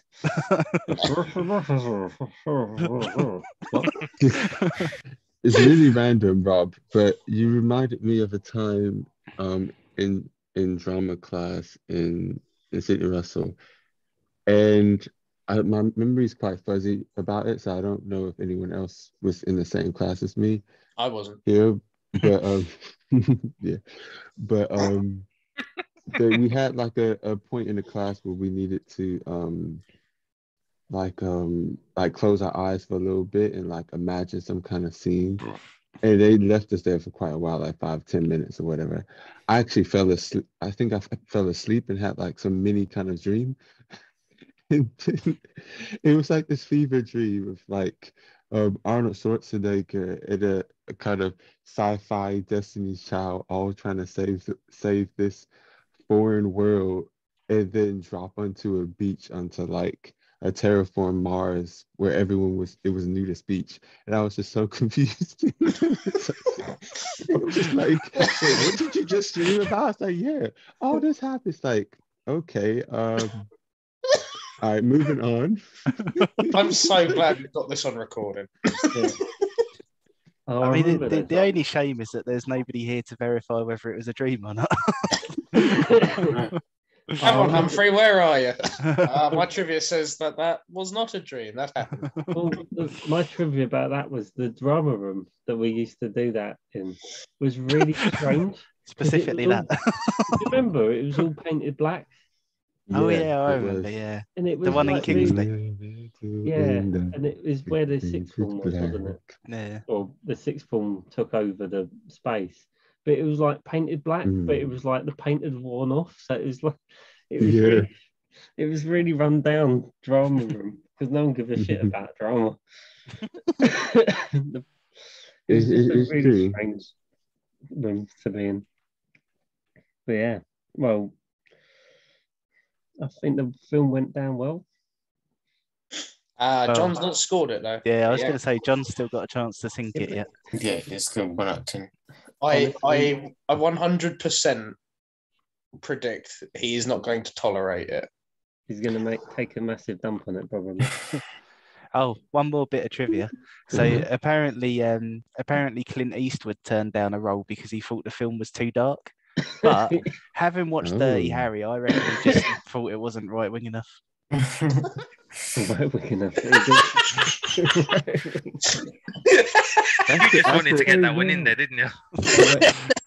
It was too real. That's why it was. That's why he didn't want to do it. It's like, this is too near the mark. This is what happens, and I don't agree with them portray it in a realistic way. I'd love to see Dirty Harry in the middle of all this, just like under just completely wrong pretense of what he's there. He was supposed to be. He was supposed to be Kilgore, wasn't he? Yeah, I can see that. Clint Eastwood directed a World War II movie a couple of years ago, I think, as well. Yeah, no, he did 2 in the same year, actually. It was 310 to Yuma. No, sorry. It was Flags of Our Fathers and Letters to Iwo Jima. Say that again. Letters to Iwo Jima. That was like when you didn't know how to pronounce iron. They weren't even the films I was thinking of. I forgot about them. Yeah, but those 2. Because he did one like a couple of years ago as well. What was the one? American Sniper. No. Did he do that one as well? Yeah. Okay, maybe I've just Clint Eastwood's done a war film. Yeah, he's done loads of war films. So I just I'm thinking of. So I just got a visual of Ben's mind just on a bike looking at a ramp, going like, "Here we go." He's gonna. He did. Kelly Zero. Saying that if he was asked to play Kilgore, then I can imagine why he didn't take the role. If it wasn't Kilgore, but maybe a more serious, not kind of off the rails person, maybe he would have considered it more, seeing how with age he's done the films he's done. It'd be really strange if he was Kilgore, because I think people would confuse him for Dirty Harry. Yeah, I don't think it would really work, because he's not. He'd be like, "Oh wow, he's an idiot." Ben. Yeah, it's like the character's quite absurd, and Dirty Harry or Kilgore? Absurd. That war film I was thinking of. Yeah, it wasn't Clint Eastwood, so let's move on. I like how you drew attention to that. It was Mel Gibson. And I'm going to make fun of that. Oh, wow. Which film were you thinking of? Hacksaw Ridge. Yeah, that was a good one, though. That was great. For some reason, I thought it was Clint Eastwood. That's brilliant. Just Ben reeling off films and you going, I wasn't thinking of any of these. And then I was like, oh shit, it's the wrong director. Clearly, you saying can. That as a I was going to say you can clearly mix up Clint Eastwood and Mel Gibson. You got to stop doing that, because you both keep talking at the same time, and then you notice that Emmanuel's talking, and you go, "I'll carry on." You just keep going. Carry on. No, a lot of people would fucking stop. Sorry. No, it's okay. I cut in that time. I was gonna say, as a quick aside, which was the Clint Eastwood film, a modern one, where he was an old man on his porch, but it had like racial tension. Yeah, I've seen barely any of his stuff, but I love that film, and it made me shed a tear at the end. So I was just like, That's a great film. That's a great film. It's on me and Alex's list. I'll fight you for it. It's not on mine. Watch it. I'm not picking it. Don't worry. You can pick it. Once was enough. No, I don't like seeing films twice most of the time. Oh, tough. You're going to see it again soon. I love it, but I don't want to see it again. Well, whether you like it or not, you're going to see Inception again. You're going to see Gran Torino again. They're awful films. You want to see them. I certainly don't like it. The thing is, I think some exceptions to that outside of my childhood are like Inception, any of the Christopher Nolan Batman films, as long as I can stay awake. I mean, you saw me in IMAX. I tried to stay awake. That was that. And one of the only war films I've ever liked, Behind Enemy Lines. Really? That's a decent film. Yeah, it was one of the first films I watched, like, was it 2 or 3 times? Like as a kind of older teen, I guess. I think it was about 18. I can't remember when it came out, but when it came out, I had watched it a few times. And I was just like, I just remember thinking, man, I feel for this guy. But anyway. Interesting. Is that the one with the airplane? Why's your face, Alec? Oh, just Humphrey just looked like he was fucking dying. I am. Yeah. I've got a fucking horrible cold. And okay. I'm feeling really bad. That's why I'm muting it. I thought you were going to be the second being I saw die live on camera. What? Second? Cow. Oh. Fuck me. How? Oh. Yeah. Right. I think we should wrap this up. Well, I don't know if we want to talk about acting and production or anything like that. Or favourite scenes. I do have one little bit that's a nice thing to know. So this is a case of us getting the best of both worlds, because originally George Lucas was going to direct it, and then Francis Ford Coppola was like, just wait a minute, because I'm going to go and make The Godfather, and then when I'm done with that, we'll do this. And George Lucas was like, you know what, I think I'm just going to make Star Wars instead. And so we ended up getting both. Oh wow, that's pretty nice. Yeah, I don't think George Lucas making this would have been great. I think it would have been at the time, because at the time it would have been after THX 1138 and American Graffiti. It would have been good, yeah. Neither film I've seen. Yeah. They're both really good films. We would have missed out on Star Wars if you did that. Yeah, actually, you've also got to remember that the film that he directed instead was Star Wars, so he was obviously at the top of his game at the time. Yeah, he had a lot of great people to help him. He wasn't. I think that's the key thing as well. Well, that's the thing, though, because American Graffiti, like, it was directed by George Lucas, but it was produced by Francis Ford Coppola.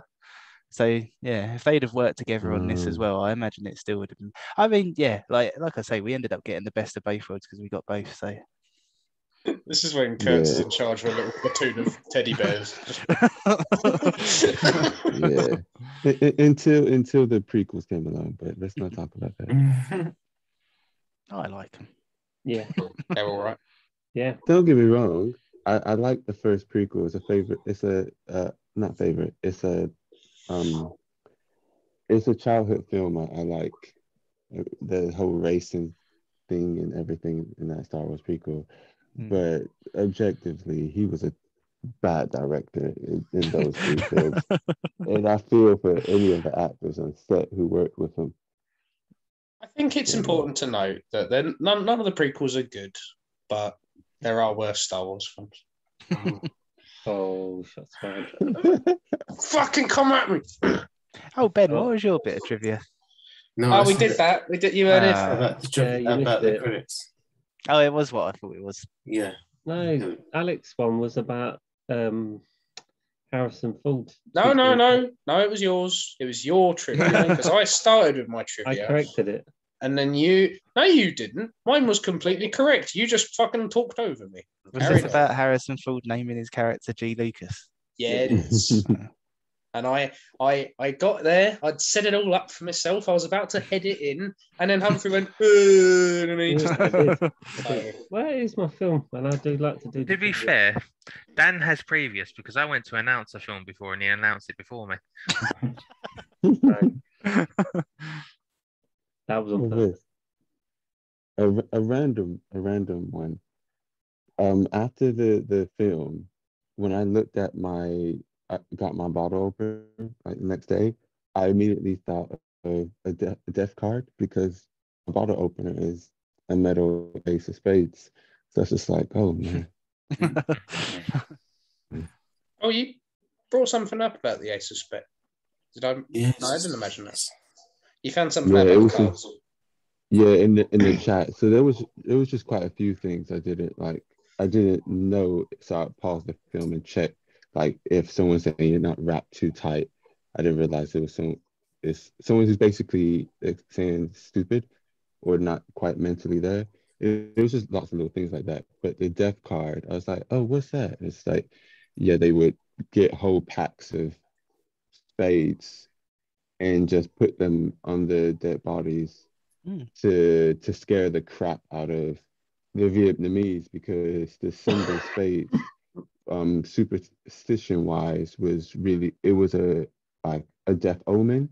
Like putting that made it feel like if they saw that, they thought they was just gonna lose. So they were really trying to. That was part of the psychological warfare. And I was just like, oh, so that's a death card. That didn't know. Yeah, Interesting. that's what I did. Yeah, it kind of ties into the whole kind of when he was saying he's gonna play the thing in the Valkyries. It things the crap out of him. It's that whole kind of psychological warfare kind of thing. Interesting. I thought you had to get yourself in on that one as well. It's like, yeah, that's what they did. Yeah, it's a manual's trivia, but I will get involved. And do you know the trivia about Al Pacino? He was going to be in the film, right? That's a good guess. Yeah, come on, man, let's go. Come on. He was going to be Willard, wasn't it? Yeah, and, but the way that it all happened, like, it just makes Al Pacino seem really bitchy, because apparently Francis Ford Coppola went to him and said, like, oh, I'd like you to play Willard, and Al Pacino was like, I'll do it if we can film the whole film in my apartment. And Francis Ford Coppola was like, are you just saying no? And Al Pacino was like, look, I know what's going to happen. We're going to be in the Philippines for 16 months. You're going to be telling me what to do. And Francis Ford Coppola was like, yeah, are you just saying no? And it was 16 months. It was 16 months, yeah. Yeah. Yeah, what a bitch.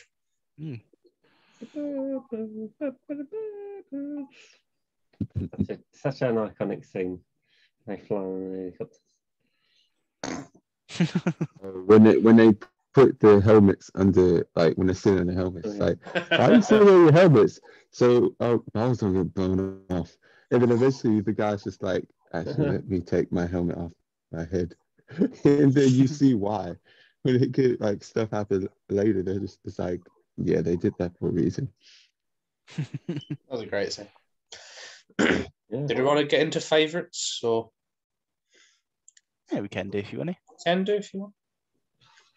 Go on, Hump. No, you're dying. There is so many scenes in this film that I was thinking about the other day, actually. I was like, which scene in the film I would think is the best? And I think it is definitely the Bride of the Valkyries. It's because it's just so absurd. Like the fact that they're just flying in and they just fucking annihilate the people. But yeah, it's just so fucking crazy. Yeah, I think that would be probably my favourite scene. There's so many in the film, but yeah, that's probably the one that just kind of shows you how kind of just over the top that they was, I should say. Yeah. Patrick as co-nominee. I'm probably going to go with the Wall of Fire at the beginning of the film, just because of the jeopardy about filming it. Fair enough. Like getting that perfect on one shot when that's all they had. I think it was a perfect scene. Yeah. Visually, anyway. Absolutely fair enough. Mine was the Playboy scene because it had boobs in it. Vintage Alec. Nah, anything with like Kurtz is pretty fucking spot on. I'm even more impressed. Impressed. Now that he fucking improvised The whole thing. at least a lot of it. I don't know if he improvised all of it. I'm dubious. I think he did. Oh, Yeah. oh, you are the trivia man. The trivia. He come from far away. He didn't even. He turned up and he didn't even read the script. He'd not Fucking read mental. or the script or anything. He just said, "I'm just going to do it my way." I feel for Who's he? Frank Sinatra now? Ben, you're losing consciousness rapidly. Do you want to give us your favourite? You know.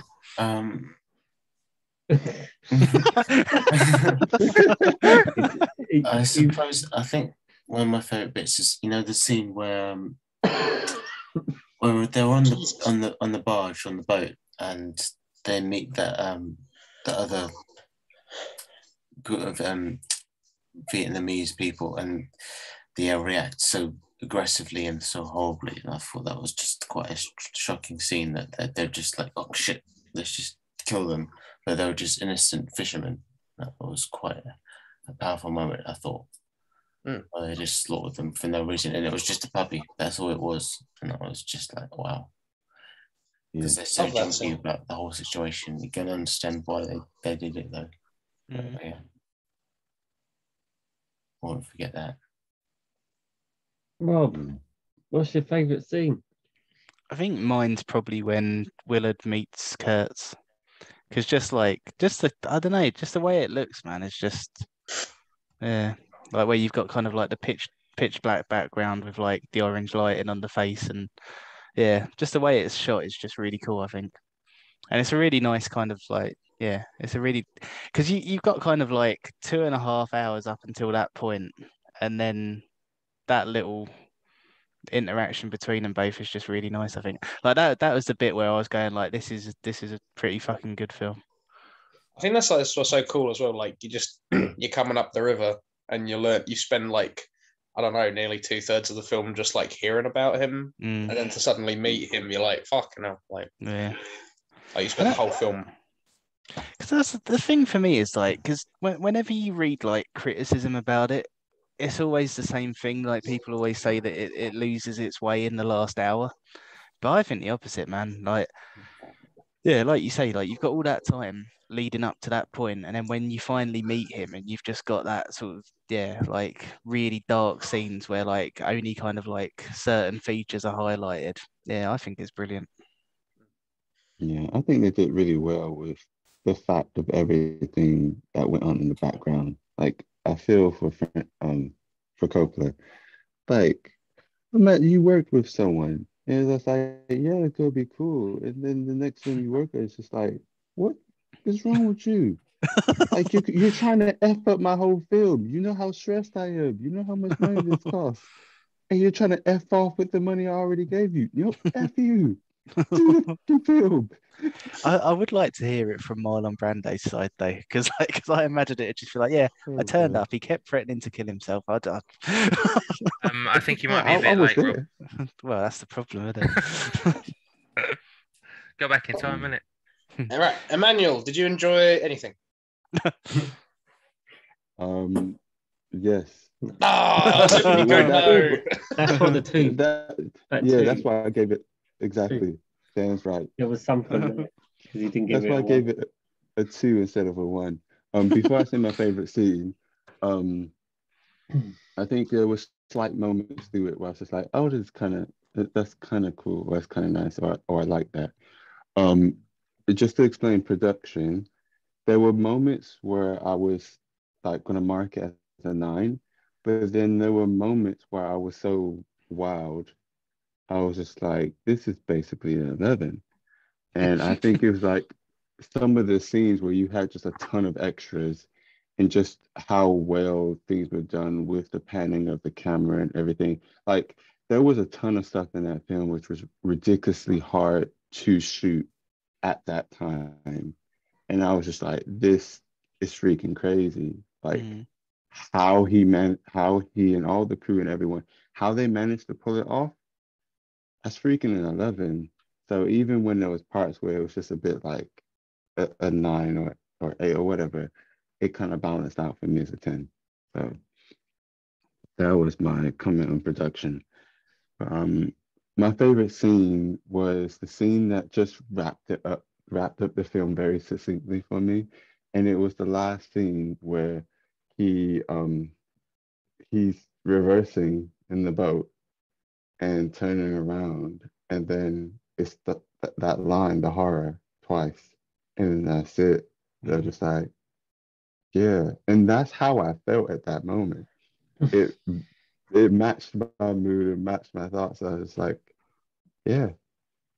There's no other words that literally come to mind. Just a feeling of that was an experience.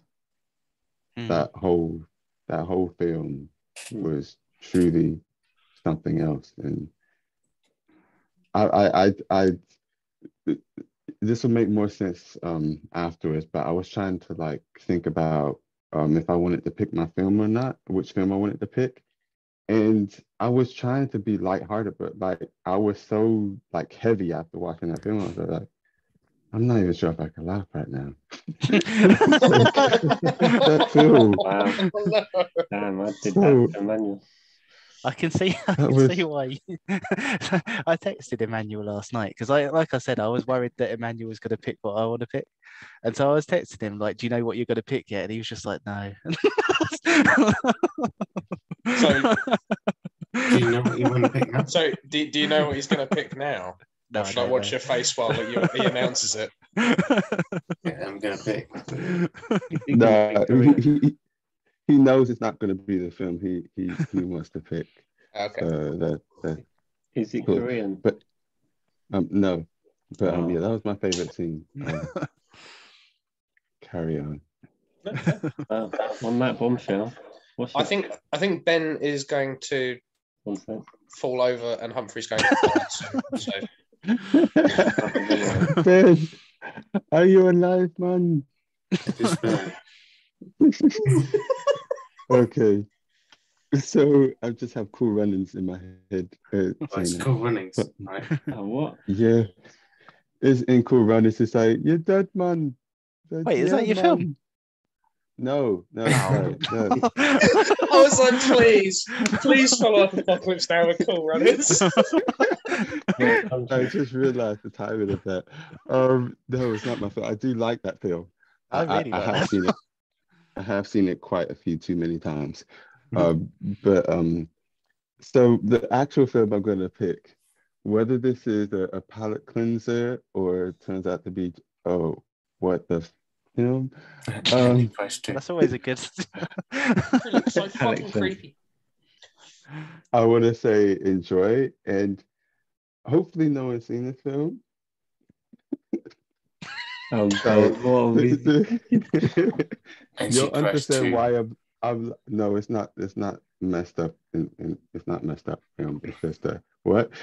You'll understand when you start watching it. But my film is Love Exposure, and I don't think anyone will know anything about this. But just to kind of give a glimpse, it's one of these well-renowned films. It's a Japanese film, and the person who made it is like one of their kind of cult classic works. Like a lot of people hold it in really high regards and say it's a freaking brilliant work. And the reason that I even came across this film was, and I'll go more into detail in the call, but it was on this podcast someone was talking about and just talking about how they felt afterwards. It's like, I need to see if I want to pick this film. This is interesting. So yeah, I hope you. I can't even say hope you enjoy it. I just want to see what you make of it. It's going to be my first time watching it as well. I've only seen bits and pieces of it, and I was laughing. I've heard a lot good about it, so that's. I'm just thinking that Emmanuel's picks are like being at a rodeo or being.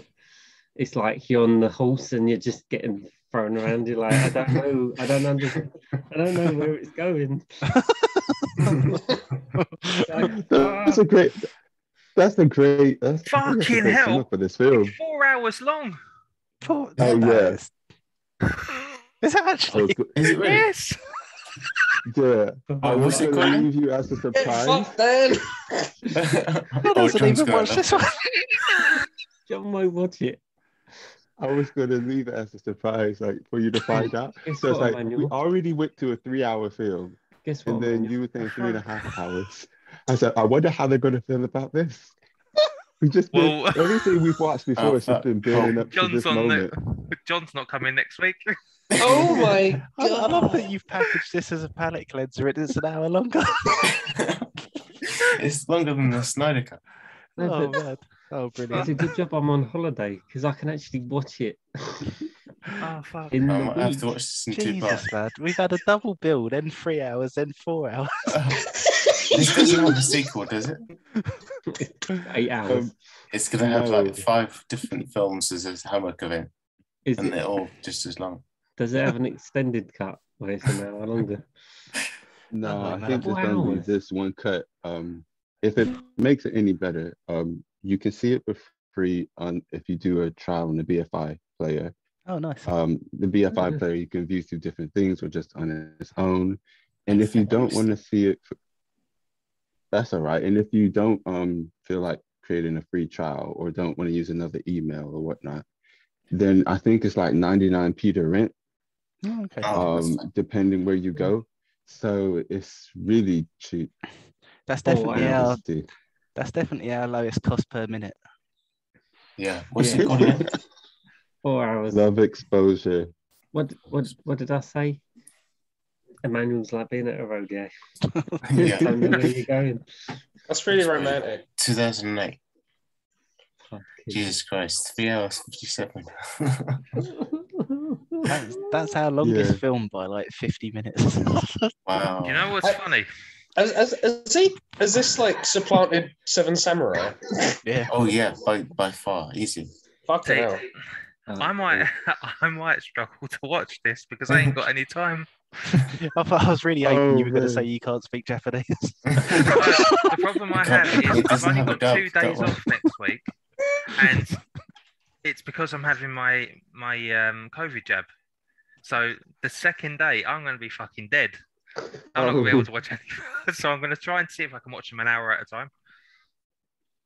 That's, Oh my that's still goodness. 4 days. I know. That's that.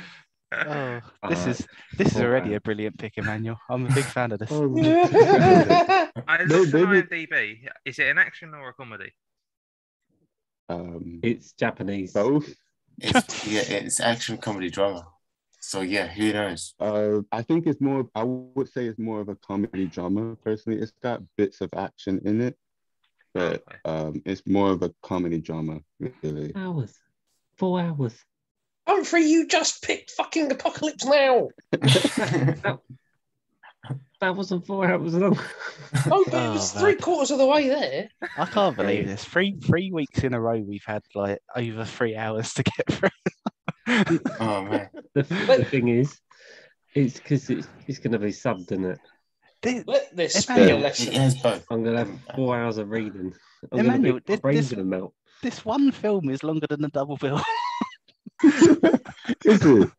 Oh man. Uh, I was gonna say we did the double bit and we did this, but Pat Yes. had a good point. Maybe break it up if you're worried you might not be able to watch I'm all sure of it it. has an intermission. Window. I'm Yes. going stamina mode, man. I'm going to make it free. John's going to be so fucking pissed off. I think I'm Saying going to that, have to I- change my film. I'm so fucking excited. Oh, yeah, yours is a long one as well, isn't it? Yeah, I think we've had too many long films this round. I'm going to have to go with a different film when it comes round to me. Oh, Oh, no. now I'm going to have to Mate. worry about watching it again. Is your film next, Pat? No, it's a Right. couple of films Yeah. time. No, you've got the end Saying of the that- round. You should be all right by then. We'll see.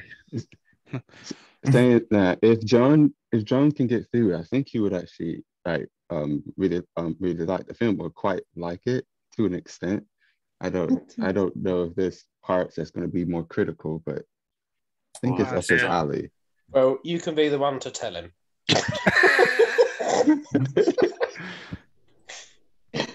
Just message him. Hey John, fuck you. So I nominated a Japanese film. It's 4 hours. Okay, see you. Bye. I think Apocalypse Now needs to go into the Hall of Fame on Impact by default if you've had to choose 4 hours of comedy to get over it.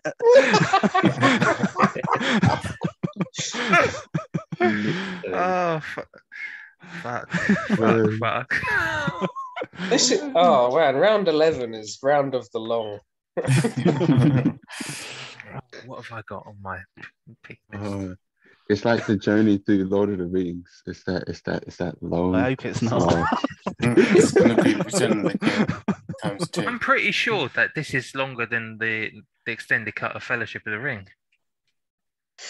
I'm actually so fucking happy. This is I'm really kind funny. of traumatized and also kind of I'm so intrigued. How can you make that film that long? You're only saying that because you thought you'd have the longest pick of the fucking No, round. I didn't. I actually found that. I forgot that it was that long. Like the time that you forgot Pan's Labyrinth was Spanish. I did. I completely forgot that it was Spanish. Oh man. It was because That's it was so funny. long between me watching it. Yeah. But yeah, fuck. Bro. This is going to be interesting. What are you doing to us? Hopefully it'll be funny enough to kind of make it through. Well, this is going to be either the best film or the fucking worst film. It won't be worse than Antichrist. I mean, yeah, it'll be better than Antichrist. Don't worry. It's not messed up. It's not that type of film. I know it'll probably be a mixed bag, but I just wonder what you think of it because it's got this type of sense of humor in it that's just so out there and very. The film is very, very Japanese. Once you see it, you understand what I mean. It is not like it doesn't try and be anything else. It's just itself. It's just like what is going on here. I've just had a look on the spreadsheet. So this is our longest film by half an hour, and it's a whole 100 minutes longer than the longest film I've picked. Oh man, What's the longest one I've picked? Braveheart's the longest you've picked. And that was long. Just under 3 hours. What's the longest one I've picked? Apocalypse Now. I know, Apocalypse I Now know. is the third highest all time. So in this How round, long we've Seven had Samurai? 207. That's second longest. So in this round, we've had the first and third longest film of Film Club history. And they've been back to back. Double bill. Who's after Emmanuel? Man, we really are going hard on this round. Yeah, it's me. Hardcore. You can understand Rob why I was just like I need to figure out what I'm not sure what I'm picking. Like because this came up and I was like, yeah, but and then I was like, I'm not sure. Yeah, I can see why you weren't sure about this one. I'm looking forward to Emmanuel's pick for foreign film round. Yeah, it's gonna be. He's going to pick an English film. Yeah, he's going to pick and just like run of the mill film. And we're like, what? I've got it. Oh, this would be a run of the mill film if you were Japanese. I don't think it even would then. It's 4 hours long. No, it wouldn't. Like it's not surprising, but it's not run of the mill either.